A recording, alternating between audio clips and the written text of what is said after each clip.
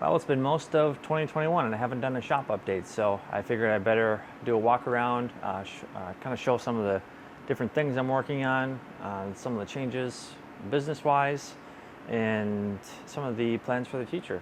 So let's go ahead. I'll do kind of a walk around of what I got going on now. I've always been kind of hesitant to just show what I'm working on because it looks messy, but it's really the wrong philosophy, so I'll be changing that in the future. But yeah, this is kind of a quick glance at what is the kind of new updated version of the shop. 2.0 looks like. There is obviously a big yellow thing on the wall that was a lot of work to get up, but I love it. It's been one of my favorite things that I've done in the shop here, and I'll be continuing to improve. And that's really the whole idea of lean is continuous improvement. And so a lot of times, I'll just even if I'm only in here for an hour, I'll try to find one thing to improve, whether it's a process or just a organization or any of that. But yeah, here is what everything looks like right now. So I'll just kind of do a walkthrough. But this is the shipping and receiving sort of table. So I really like this new system that I've got going. So I've got UPS and Speedy. They will pick up on Monday, Wednesday, and Fridays. And so Speedy, since I'm in a rural area, and so I don't have DHL, and so what they do is they will pick it up and then forward it to a DHL hub a couple hours away. So yeah, people really love that, and DHL is great, honestly. I'm super happy with them. And so that is just 2 boxes going out today that sold over the weekend. It was kind of a slow weekend, but that's all right. And this is sort of it was like a woodworking area, but I'm going to be repurposing all of this. I want to get all of my woodworking tools out of here because I really want to have the shop be as clean as possible, because dust just drives me nuts. It gets on the product, and it gets on everything, and so I'm trying to keep it as clean as I can going forward. And we'll have to figure out a new home for that. So maybe work on like a little wood shed or a tool shed. But this is the rig I'm building. I haven't actually been sim racing for probably over a year for sure, because I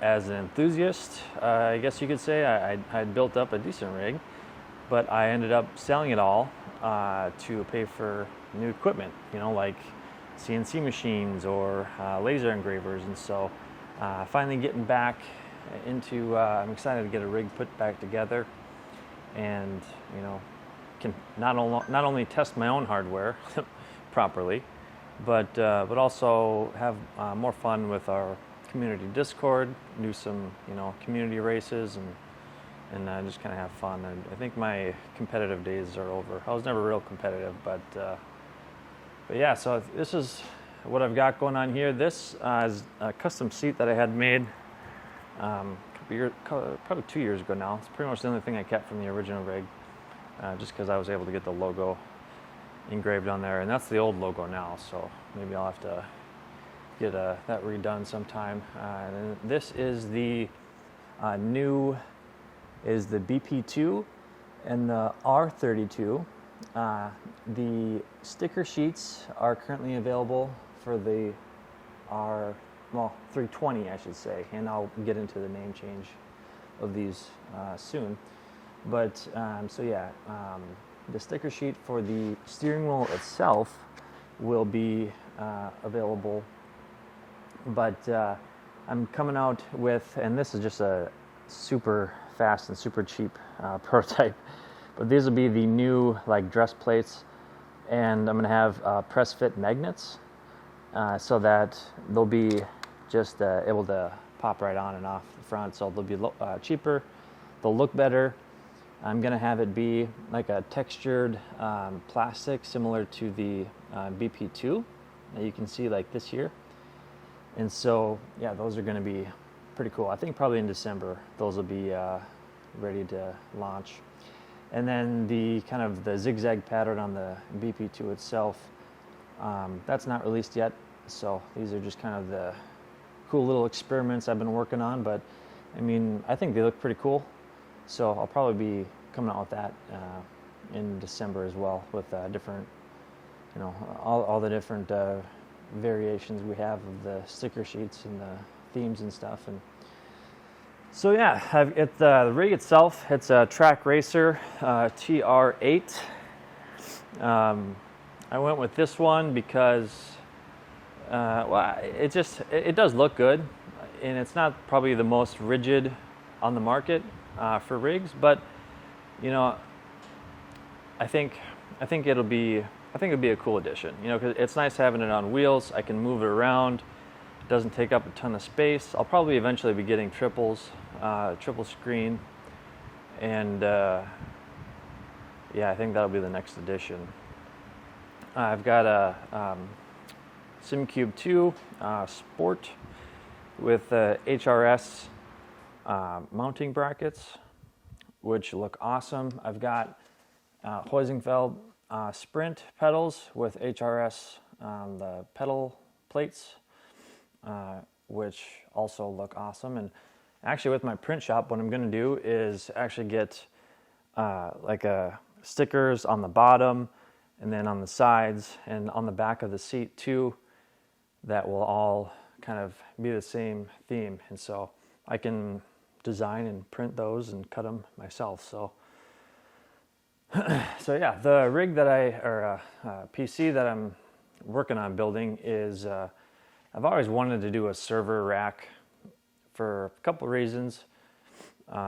It's cool having the PC just in the rack, but I'll also have extra space for like an amplifier if I want to add some tactile transducers, and it'll be really clean. And so I'll just have, you know, the PC and the amp and everything separate, enclosed, also dust free, and then I'll just have wires running to the rig. And so that's one thing that I'm really embracing, is having caster wheels on just everything, because you know, with continual improvement, everything's always changing, and so I'm always moving stuff around, and that's one thing that I'm kind of learning, that you know, even though I might put something somewhere and I'll think that you know, it'll be there for a while, it ends up being in a couple weeks it changes, and so I'll get something new and I'll want to move stuff around. And so that you can see here, I've got everything on wheels. And yeah, it's great. But yeah, going forward, I also am I'm thinking I'll have this back area. This will be my photo booth. And so I've got all my camera gear. Before, I had this in my spare office in the house. And so I think my photo booth will just kind of go right here, and I'll have a little bit more space, and you know, I'll be able to do, you know, everything right here. So you know, photos, and then I can just go to the computer to edit. And then this is my new toolbox, and I've always wanted a you know, big toolbox just to put everything all in one place. And so I love this thing. And I'm working on getting it all decked out. And so on top, I'm having mostly my camera gear. So this will mostly be for charging all the camera stuff. And then I've got, these are all the camera accessories, GoPro, more camera stuff. But yeah, pretty cool. You know, like here, I've got, this is kind of my metrology, I guess you could say, micrometer, all Mitsui Toyo, which best stuff. I love Japanese stuff. I pretty much buy for electronics. I mean, camera, metrology, printer stuff. It's all Japanese. But yeah, really like this thing. And then this is kind of the part that I didn't want to show right now, because it's in a kind of a transitional state. And so this is where I'm packing and shipping everything right now. And so what I'm doing is, I can print my labels right here. Make sure I don't have any stuff on the screen that I shouldn't show.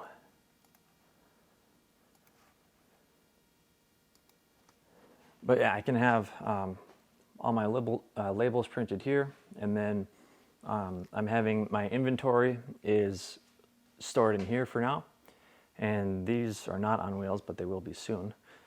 And so yeah, this is just kind of a quick and dirty way of storing my inventory for now. This is definitely something that needs to be improved and looked at to find a bit more elegant solution for inventory tracking and everything.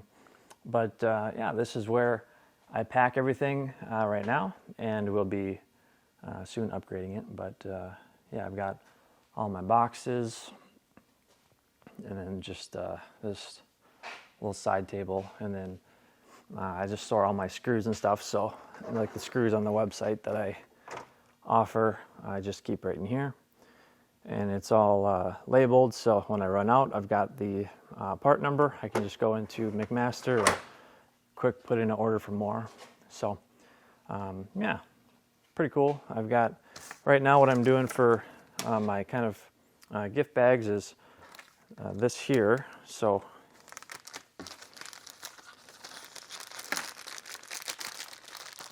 if I could get it open. So it's a thank you card, and then I also just ask for an honest review, and if you are willing to put an honest review of the product on the website, once a month I pick a random review to send as a thank you. I'll send a t-shirt and a hat, and it doesn't have to be a 5-star review to get that. I mean, it's a random one. These are the new stickers that I'm shipping with every steering wheel. These are stickers that I make myself, and I'll be showing my print shop soon. I'm going to do like a series. It'll be more of a long form series where I'll just kind of go through the whole process of what I do, why I do it, and I just want to kind of do like a brain dump, and it'll just be casual. So, I really enjoy, laying in bed at night and watching, somebody make something and explain what they're doing, and it's relaxing to me. So I'm going to try to do the same. But yeah, these are the new stickers. And so they've got a textured laminate, which is really unique. And so I print them on a Roland, it's a professional printer, and then I laminate them, and then I'll cut them. I have a Roland cutter as well.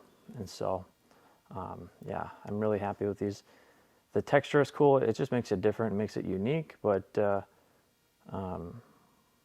yeah, I like them. And then I just do a little candy. I've been switching up my candy with what I want to include. So the Airheads is what I'm going with for now. But yeah, I like to switch that up. Going around, I can come back and we can kind of go down the rack. I'll show you.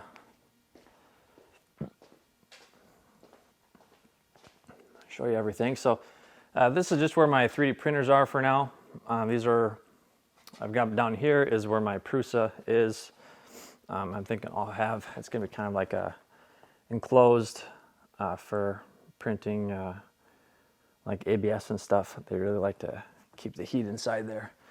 And then this is the Prusa SL1. It's a MSLA 3D printer. So it works great for prototyping injection molded parts because you've got the resolution that an FDM or FFF printer could pretty much never get, and then also the parts come out pretty similar to an injection molded part. And so I pretty much use this for prototyping, for injection molding. I've got the Elegoo, Mars or Saturn. Seems like a good printer. I'm having some issues with it as far as like quality wise for the prints. it'll do like layer shifting, or the dimensions will be off, and so I think it needs to be calibrated, because that is one thing with the SL1 is it's a great printer, but it has to be calibrated, pretty frequently, because the bed in particular, it'll lose its position, and then it kind of starts, issues kind of start popping up. But then these are both the washing stations. And so what I do for now, since I have 2 washing stations, is I'll do the first wash, I'll do with this one here, and then I'll do a second wash here, because getting that resin off, sometimes it's hard to get all of the resin off, and then the water, or the IPA gets all of the resin mixed in with it, and so doing 2 washing, that really makes them pretty much perfect, and so that's been working great. I've got my glow forge down here. It's kind of been not used as much lately, but the thing is about having some of this stuff is like, sometimes I won't use it for a month or 2, but then I'll have something that I need done, and it's like perfect, and it's like a godsend, because if I need to prototype something, or just cut something for production,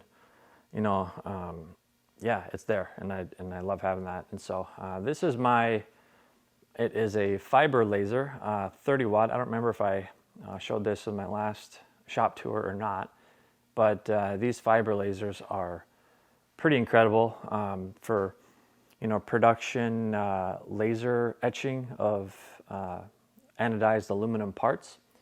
And so I can show here too. I think I can show the fixture too. So these are the bins that I'm trying to keep everything organized for the BP2 production. And so this is the paddle for the BP2. And what I can do, I don't have it up and running, but what I do is I've got this little fixture, and then I've got this fume extractor.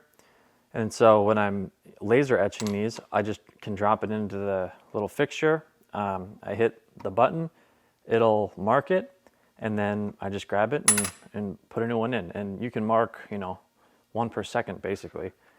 So yeah, you can really run through a lot of them pretty quickly. This is my soldering station. It has been improved in recent weeks as I'm doing BP2 production.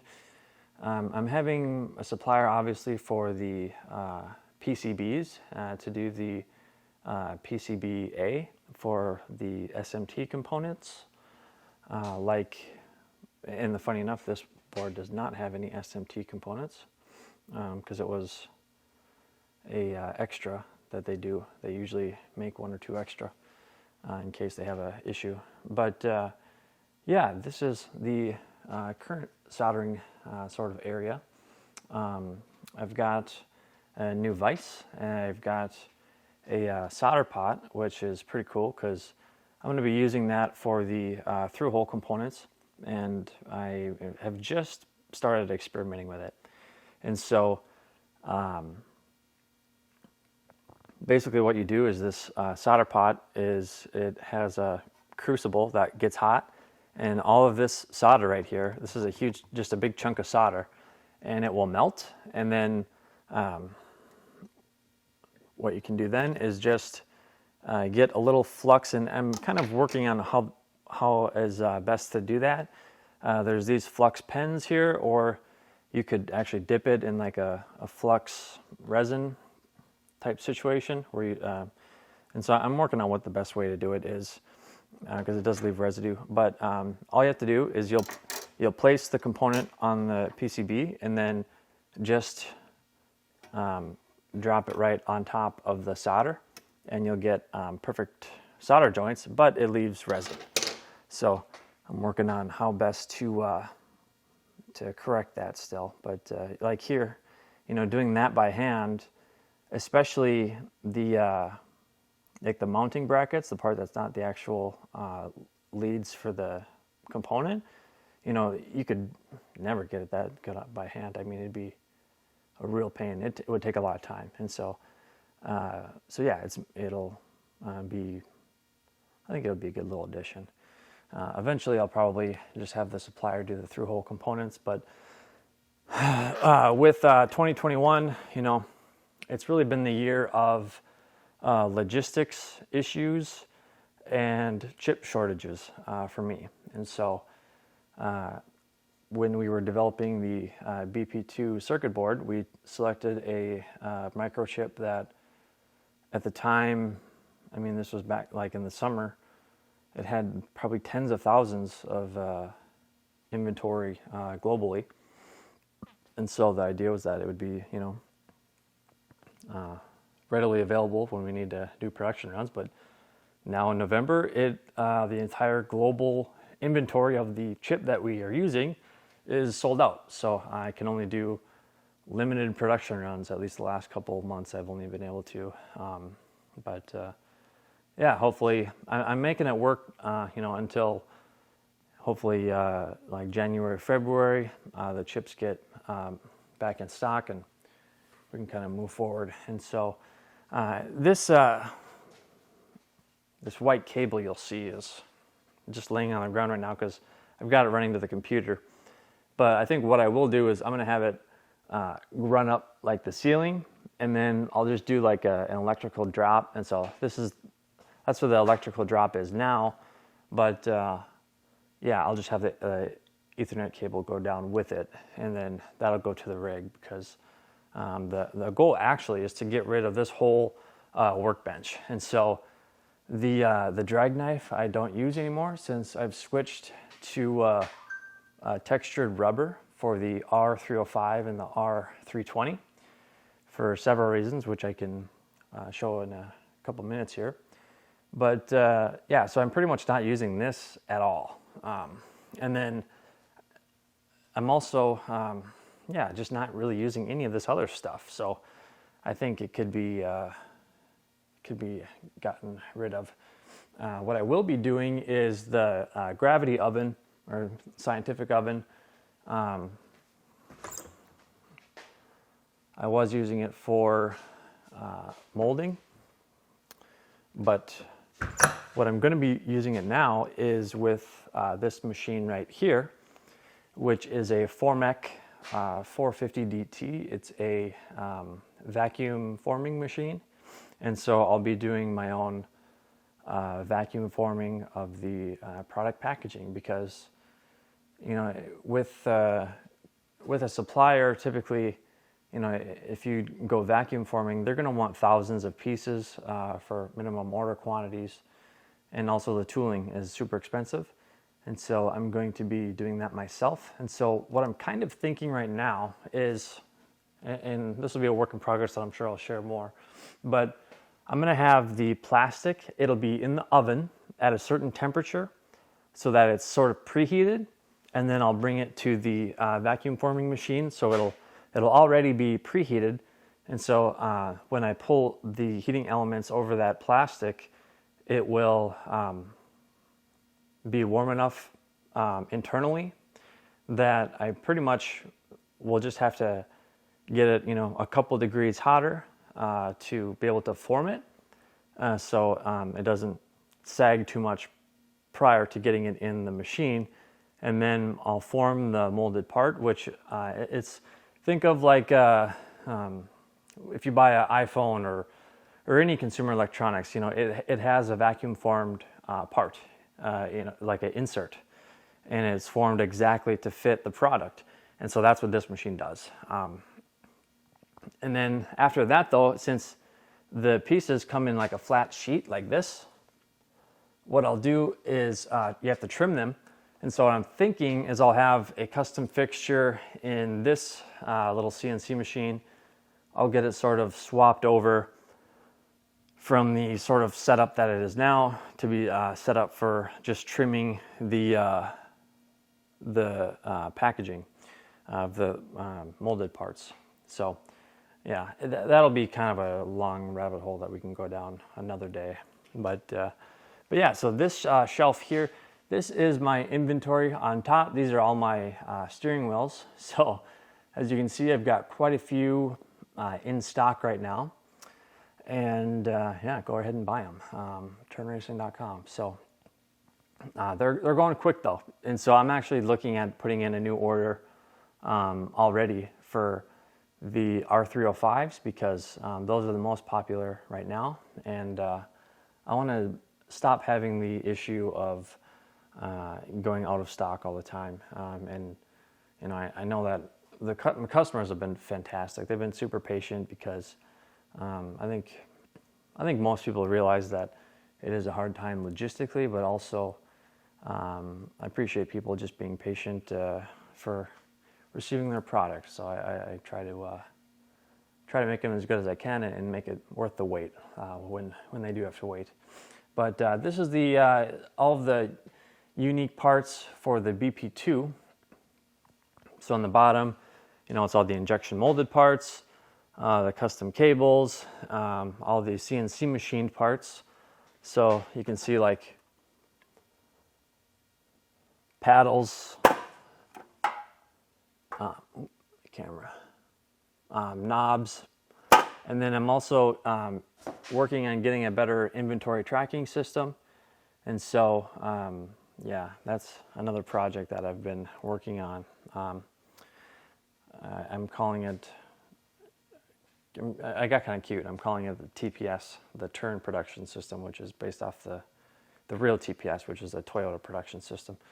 But this is my sort of assembly station, trying to make it as efficient as possible for putting or assembling the BP2s. And so I've got a just a 3D printed fixture.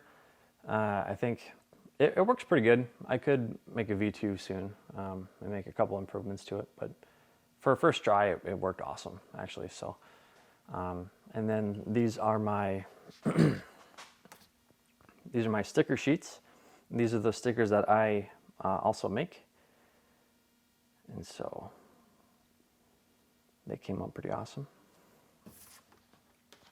But yeah, I'm as far as the whole assembly process, I'll make a video of that sometime in the future. But you can see here where I've got all of the different components, and these are all, you know, unique parts that need to be tracked in inventory, because that was one problem I was having with the BP1 was I would get the parts that I'd be waiting on, and then I would go to assemble everything, and then I would be out of like a screw or, you know, like a wire or something, and then I'd have to wait another week to get that one screw or wire to be able to put everything together. So, you know, having better inventory systems is a big initiative that I've been working on, and these bins work great for visual controls, so you can just see when they're low. But I also have these mini Kanban cards, and so when this part gets low, I can just grab the Kanban card, and then I will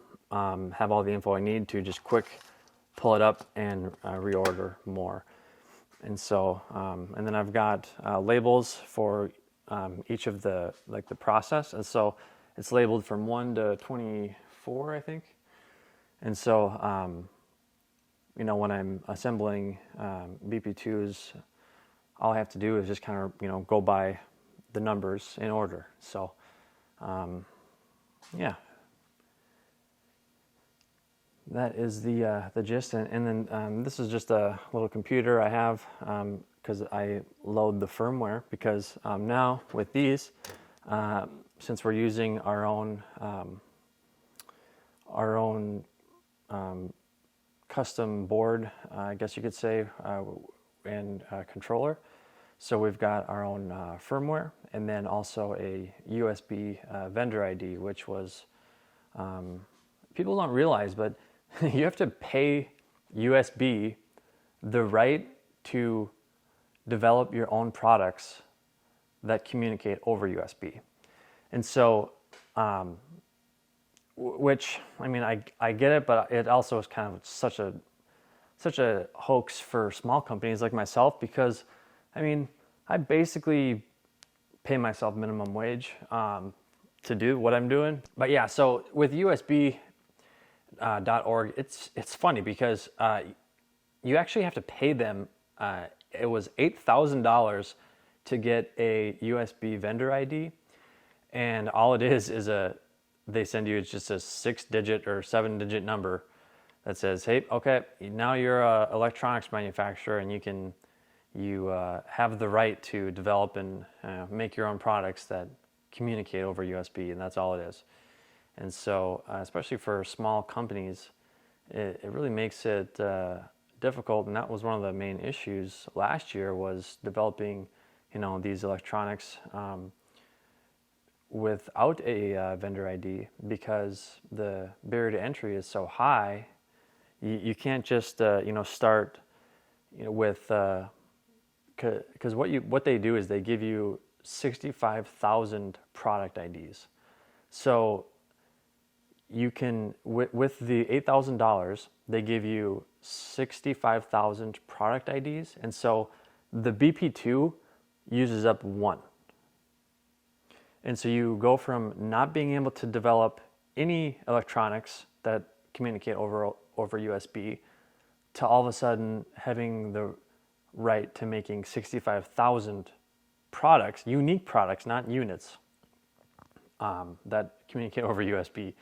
And so it's such a ripoff. It's stupid, but you gotta do it. It's just one of the games they play that you gotta play by the rules with, because otherwise it really makes it hard.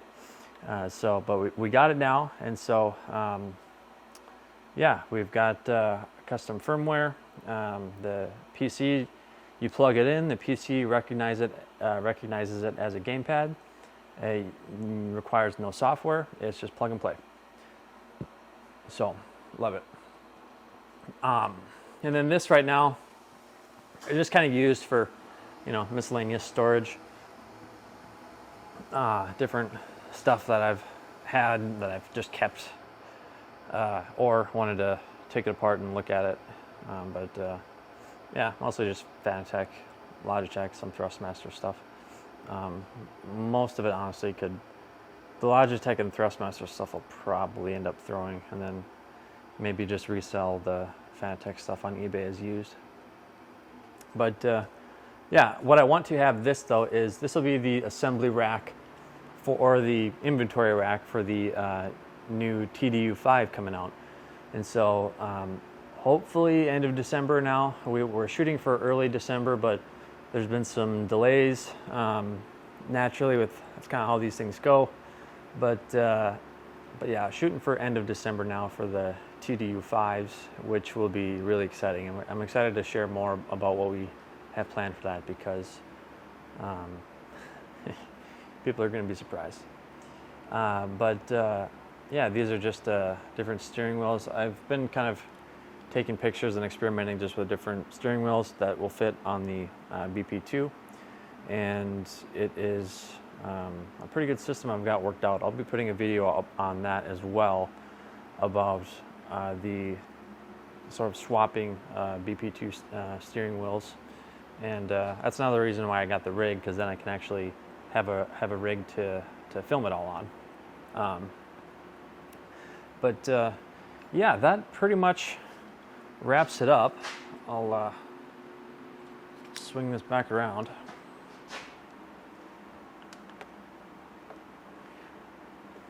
I also actually could show my camera setup. So this is my camera setup. You can see it is a little bit intense because I really want to take content seriously going forward into the future. And so what I've got here is, it's a DJI RSC2 gimbal with pretty much all small rig accessories. And so this is a small rig bipod, small rig arm, small rig quick releases, and then for camera I've got the it's a Canon M50, which is a popular entry-level camera, and it's been great. My only complaint with it was I can show you flipping around, was the battery life. because the battery is just absolute trash and it dies immediately. And so what I've done now is I got this, it's actually 3D printed, but it has these 18650s, which are phenomenal. And so now with the two 18650 batteries, the Canon M50, it'll last all, I mean, you could be recording all day on one charge, and recording every once in a while or taking pictures that lasts for a week or two on one charge. So it's been phenomenal. The audio, I'm using the Rode Wireless Go 2. Right now I'm using a lavalier with that, and it seems fantastic. It's been pretty flawless, so really stoked with that. And then the lens is a Sigma prime lens, 16 millimeter f1.4, and I'm sure you've seen the video quality of this video. It's phenomenal. It is incredible. It's a Japanese lens. Not that I love Japanese craftsmanship for sort of precision electronics, you could call it. So yeah, I love this lens. I've tried a few different lenses with the which are nowhere near on the level of the Sigma, but I've got the Canon 22 millimeter and then also a newer 50, and they're, I mean, probably like a $150 lens versus like a $400 or $500 lens, and so hard to compare. But yeah, love this thing.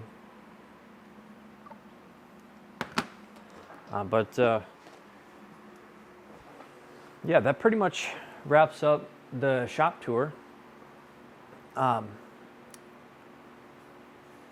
been kind of dark on social media and YouTube the last like probably 6 months, not because I have been not working, but mostly because I've been working like 80 hours a week. And so that's one thing that, yeah, people always, it is great, to work for yourself. It's been 2 years that I've been on my own now, and I love it. But it is, a sacrifice and a commitment, because, yeah, it's 80 hours a week for at least the last 12 months. And so it doesn't leave much time for anything else. And now my new hobby is hopefully going to be more videography stuff, because I do enjoy that. So yeah, that'll be fun. I'll get to show and kind of share more. That is one thing that I want to do is share more of my experience with what I've been learning, but also just because, yeah, it's cool, and people find it interesting, and so yeah, I think it'll be a good 2022 is going to be a big year. Another thing this year is I'm a one-man shop in here, but we have a really good team that we're putting together. And so I now in July got a investor on board, and he was generous with the valuation, and really was excited about what we're building here. And so yeah, that was helpful for helping to start getting a little bit more aggressive on the development side, because this business was 100% bootstrapped. And so when I was working full-time in a machine shop, I would just I moved back in with my parents, because the rent was so, I could just live rent-free and put my whole paycheck into the business. And I did that for 2 years. And so I was working full-time. I've got UPS here, but I will be back. Sorry, I had UPS came and I didn't want to record with him walking in the door. But yeah, we're working on building a really good team right now. And so 2022 is going to be a big year, and that's what a lot of the reason why I haven't been sharing as much is now sort of my biggest job is creating processes for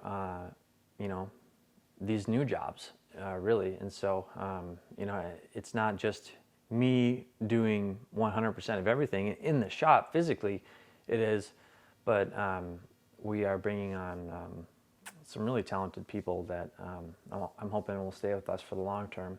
And so, on the software front, on the hardware front, and beyond. And so, I'm not going to give too much away, but yeah, we've got some cool stuff planned and big plans for the future, because I don't want to be just in the shop forever. And that was one thing that last year I kind of had to decide, do I want it to be a sort of lifestyle business where I just keep it as myself and I own 100% forever, and I can just, maybe eventually I can continue to mature it and then taper off on the hours per week and just sort of stay small but stay quality for the long term?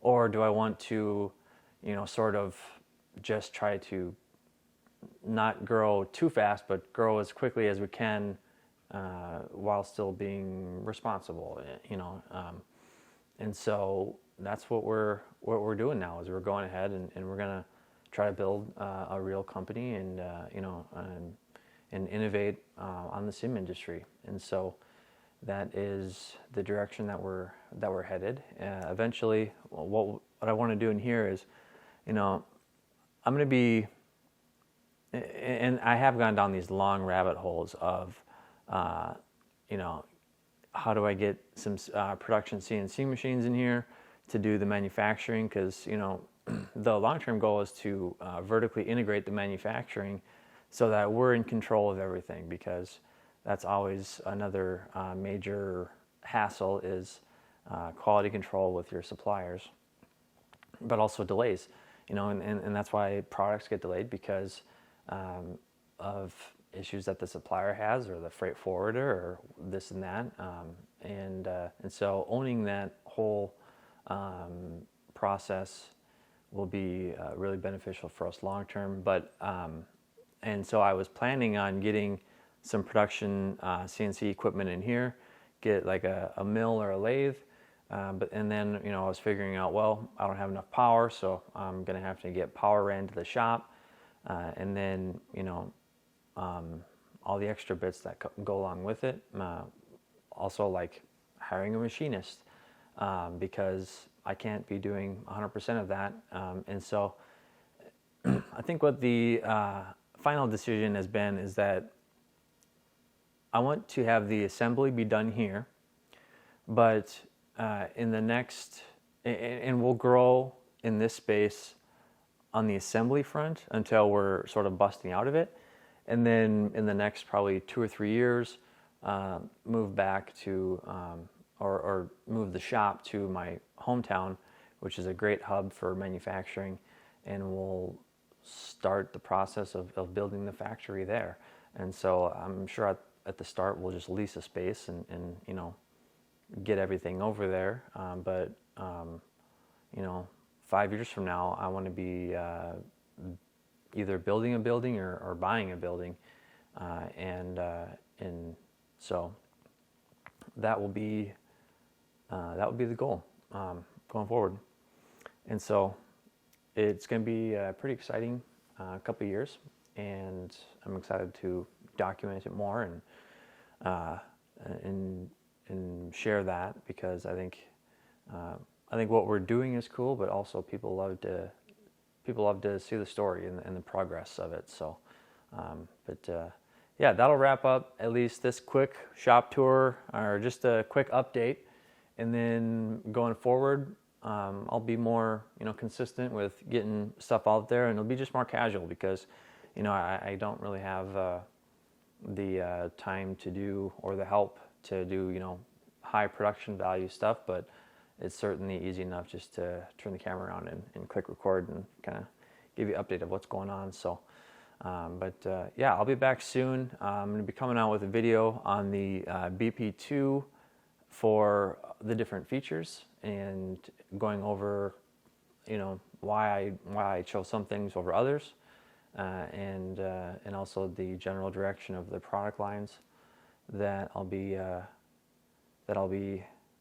working on in the future, and also the R305 and the R320, which I didn't get to, but I think those could probably have their own video, because I'm excited to share, some of the changes, why we went to textured rubber over suede and leather, because a lot of people ask about it, and it's popular to go with suede, but I think with the sort of mindset that we have, that I don't want to get into too much now,